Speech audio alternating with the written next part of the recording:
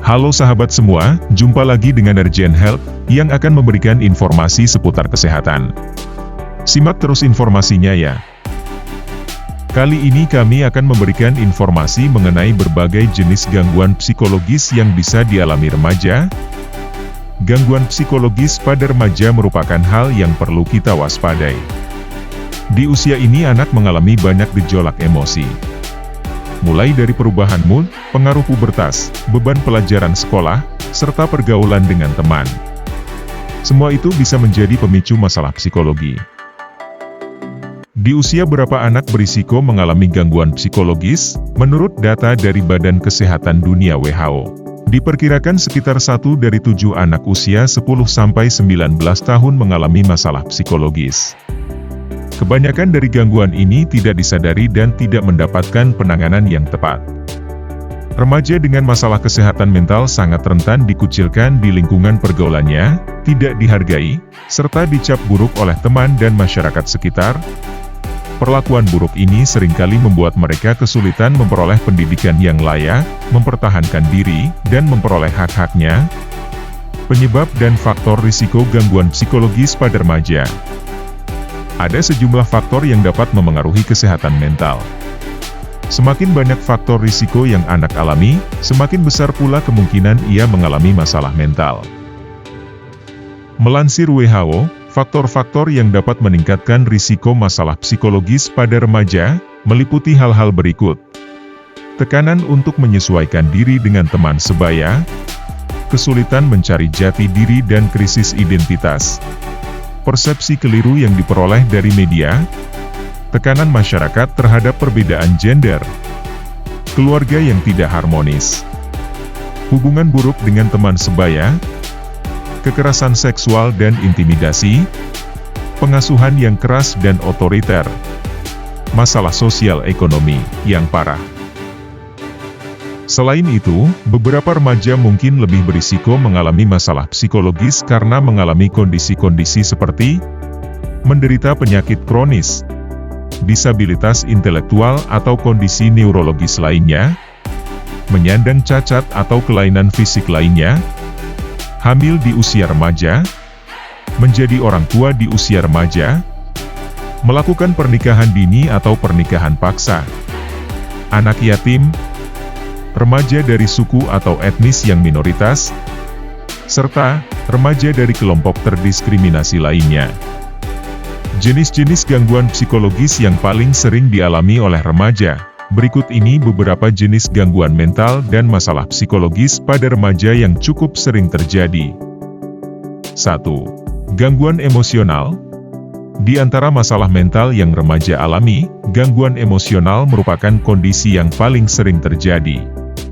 Gangguan emosional meliputi kondisi berikut: gangguan kecemasan yang ditandai dengan panik dan khawatir secara berlebihan, fobia spesifik, yaitu takut secara berlebihan pada hal-hal tertentu. Depresi yaitu kondisi stres yang berlebihan pada anak. Depresi dan gangguan kecemasan memiliki beberapa gejala yang mirip seperti perubahan suasana hati secara tiba-tiba. Masalah psikologi pada remaja ini dapat memengaruhi pelajaran di sekolah dan menarik diri dari pergaulan. Bahkan, dalam kasus depresi yang parah, anak berisiko melakukan bunuh diri. 2. Gangguan perkembangan perilaku.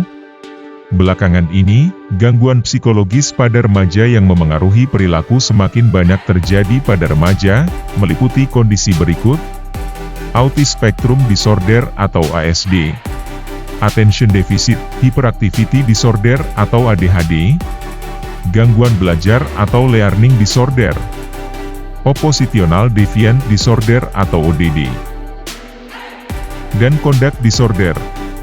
Umumnya, hal ini terjadi karena anak mengalami masalah dalam perkembangan otaknya. Gangguan perilaku pada remaja dapat memengaruhi pendidikan anak serta berisiko membuat ia terlibat dalam kenakalan remaja dan tindak kriminal. 3. Gangguan makan.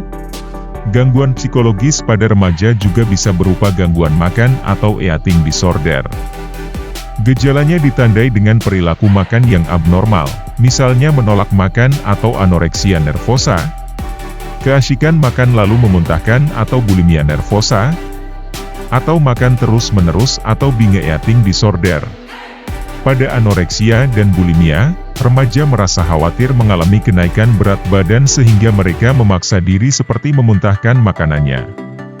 Sementara pada binge eating, anak justru tidak merasa khawatir akan berat badannya sehingga mereka mengalami obesitas. 4. Psikosis. Psikosis adalah kondisi di mana seseorang kehilangan kontak dengan realita. Remaja yang menderita psikosis mungkin mendengar atau melihat hal-hal yang tidak ada. Gejala kondisi ini dapat berupa halusinasi atau delusi. Pada kasus tertentu, gejala psikosis dapat berkembang menjadi skizofrenia. Gangguan psikologis pada remaja ini dapat memengaruhi aktivitas anak sehari-hari, termasuk dalam bergaul bersama teman dan berinteraksi dengan anggota keluarga. 5. Bunuh diri dan menyakiti diri. Bunuh diri merupakan penyebab kematian yang cukup serius pada remaja usia 15-19 tahun. Faktor risiko gangguan psikologis ini pada remaja meliputi konsumsi alkohol, pelecehan di masa kanak-kanak, kesulitan mencari bantuan psikologis, serta tersedianya akses terhadap sarana bunuh diri.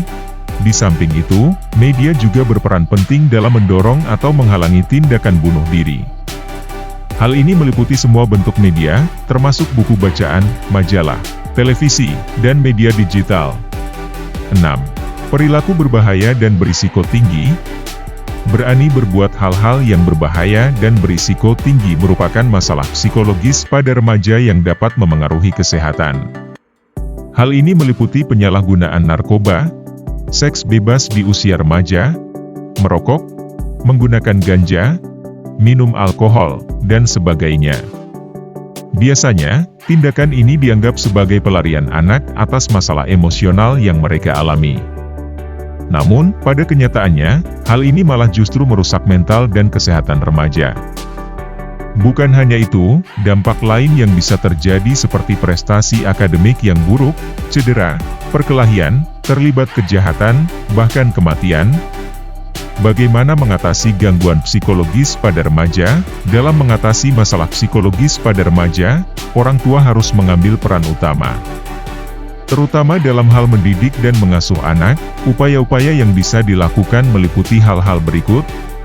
Memerhatikan perkembangan sosial dan emosional anak sesuai usianya. Peka terhadap perubahan mood anak. Mendeteksi dini masalah psikologis yang mungkin anak alami. Memerhatikan interaksi anak di sekolah maupun di sekitar rumah.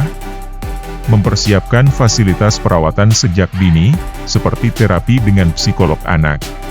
Menyediakan makanan dengan gizi seimbang untuk mendukung perkembangan otak anak. Nah, demikian yang dapat kami sampaikan. Semoga informasi yang kami berikan dapat bermanfaat. Ingat, mencegah lebih baik daripada mengobati. Jaga selalu kesehatan ya. Salam sehat untuk semua.